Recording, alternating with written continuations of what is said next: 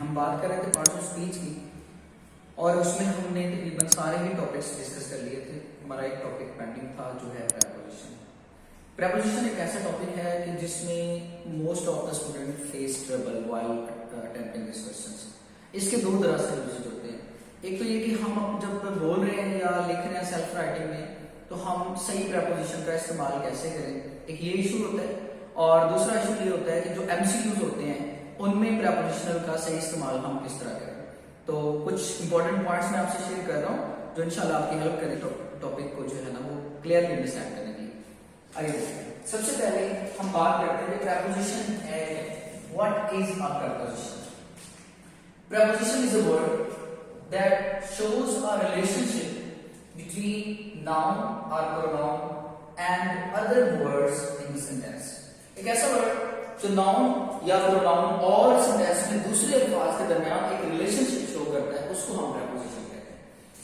अब प्रेपोजिशन कितनी तरह की होती है? प्रेपोजिशन दो तरह की है। पहली है simple. Simple preposition consist of on one single word, जैसे कि लिखा हुआ है he lives in this house, in, at, for, from, to, about, ये preposition है और ये वाली है simple preposition। दूसरी preposition है compound।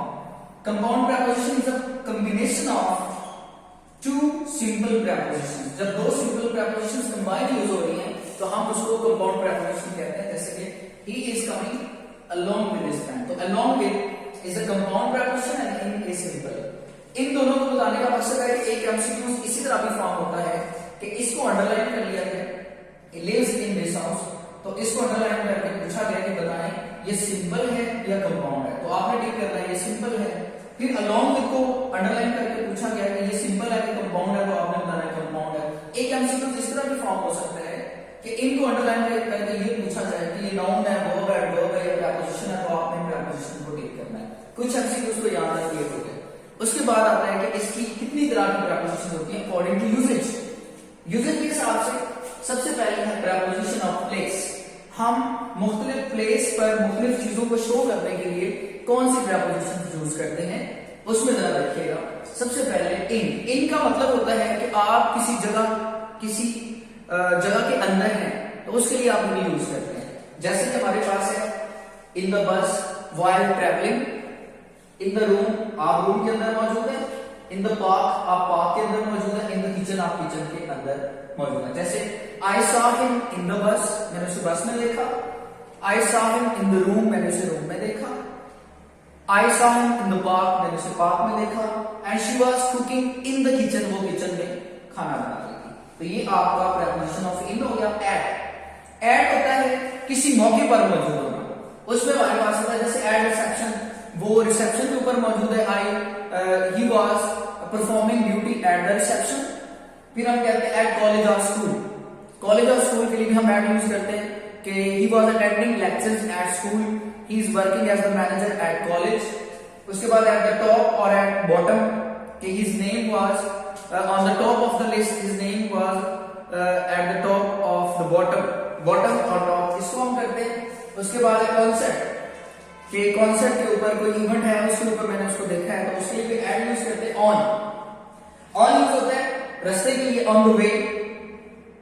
आप किसी चीज के ऊपर हैं, ठीक है, आप बाइक के ऊपर हैं, आप हॉर्स के ऊपर हैं, on the horse, on the bike. आपने कोई प्रोग्राम देखा है टेलीविजन के ऊपर, ऑन द टेलीविजन। वो कोई शख्स अगर ये कहता है कि I will come by the train भी हो सकता है, ऑन द ट्रेन भी हो सकता है। उसके बाद अंडर होता है नीचे के लिए हम यूज करते हैं अंडर अ ट्री, किसी दरख्त के नीचे आप बैठे हैं, I was sitting under a tree. Under the table को हम बतौर प्रेपोजिशनल फ्रेज भी यूज करते हैं खुफिया तरीके से, but I saw cat under the table. उसके बाद under a bridge, he was standing under a bridge. और अंडर द ग्राउंड, जमीन के नीचे, जिस तरह अंडरग्राउंड वायरिंग कहते हैं। तो ये कुछ प्रेपोजिशन ऑफ प्लेसेस हैं जिनके यूजेस मैंने आपसे शेयर किए।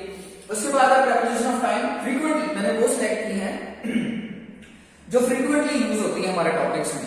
उसके बाद हमारे पास आ जाता है प्रेपोजिशन ऑफ टाइम। टाइम सबसे पहले हम यूज करते हैं इन को। इन हम यूज करते हैं हमारे जो 12 मंथ होते हैं उनके लिए। हम स्टार्ट लेते हैं जनवरी से लेकर दिसंबर तक, सबके साथ इन यूज होता है। इन जनवरी, इन फरवरी, इन मार्च, अप्रैल। मॉर्निंग, इवनिंग, मॉर्निंग इवनिंग के लिए भी हम इन यूज करते हैं, like I will see you in the morning या इन द इवनिंग टाइम के लिए।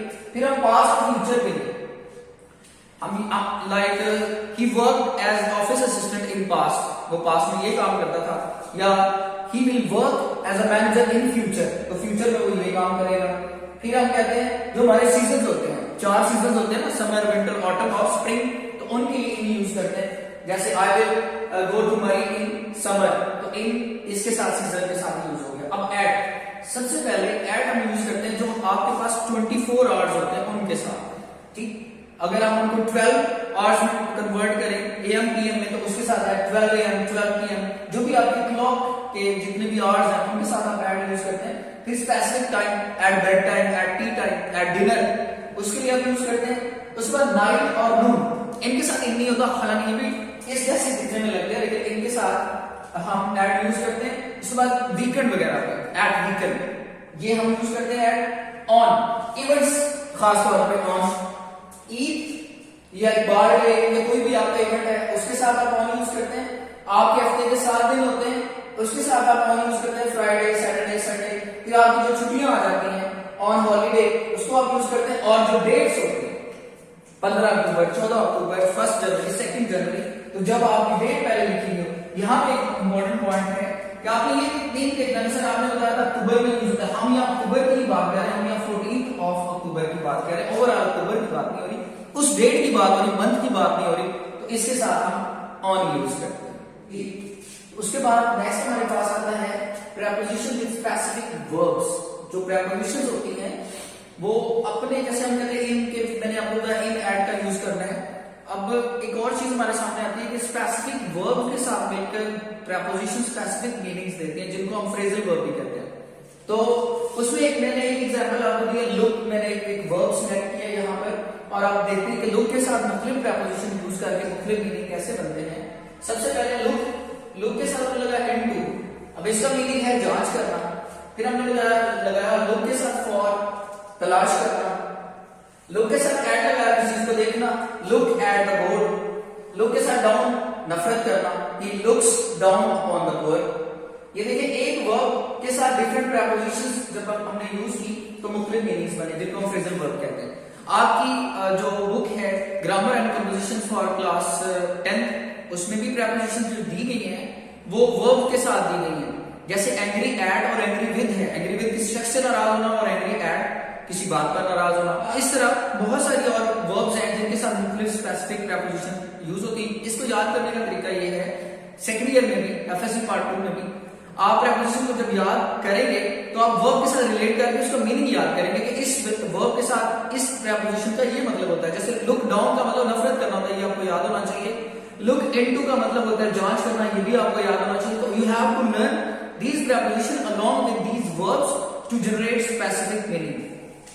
ये आप कर लें। उसके बाद आता है preposition of direction। कुछ डायरेक्शन शो करने के लिए हम preposition यूज करते हैं, जैसे about, ऊपर है, along, साथ, at, पर, across। across का ये पूरा साल, पूरा, among, दरमियान और towards की तरफ। दो एग्जांपल मैं दे रहा हूँ। He was traveling towards London, London की तरफ ट्रैवल कर रहा था। His house is next to college, college के साथ ही आगे उसका घर है। एमसीक्यूज में भी आप इसको आइडेंटिफाई कर सकते हैं, ये प्रीपोजिशन और डायरेक्शन है, और आप इसको यूज भी कर सकते हैं। फिर हमारे पास आता है prepositional phrase. Preposition specific phrase generate करती हैं और उनके स्पेसिफिक मीनिंग्स होते हैं, जिनको हम अपने सेंटेंसेस में यूज करते हैं, क्रिएटिव राइटिंग में यूज करते हैं और स्पोकन में यूज करते हैं। याद है, सिंपल इंग्लिश बोलने में आपका लिसनर अंडरस्टैंड तो कर लेता है, लेकिन जब आप उसमें ये फ्रेजेस यूज करते हैं तो आपकी जो लैंग्वेज है, आपकी जो राइटिंग है या स्पोकन है, उसको 4 चांद लग जाते हैं। ठीक है, सुनने वाला, पढ़ने वाला मुतासिर हुए बगैर नहीं रहता। जैसे यहाँ पर एट आर्म्स लेंथ, आपने बताया कि जो है ना वो असलम आपके घर के पास रहता है, तो आप ये भी कह सकते हैं Aslam lives near my house, वो ये डायरेक्शन है नहीं है, आप कहते हैं Aslam lives at arm length, अब इसमें डायरेक्शन है। इसी तरह एट 11th आवर का मतलब है कि आखिरी वक्त पर, you broke this news at 11th hour, आखिरी वक्त में आप ये खबर दे रहे हो मुझे। फिर है by law, by nature, by force या एज वेल एज, ये भी हम इसी तरह यूज करते हैं, कुछ मैंने एग्जांपल दिए आपको। फिर आता है प्रीपोजिशन ऑफ एजेंट, जिसमें वो प्रीपोजिशन जो डूअर यानी एक्शन परफॉर्म करने वाले के साथ लगती हैं।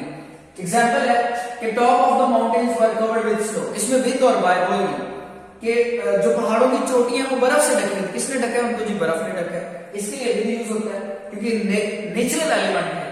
दूसरा पैसिव वॉइस में जो प्रीपोजिशन बाय यूज करते हैं वो भी एजेंट है। The food was made by हर, तो ये बाय जो है ये एजेंट है।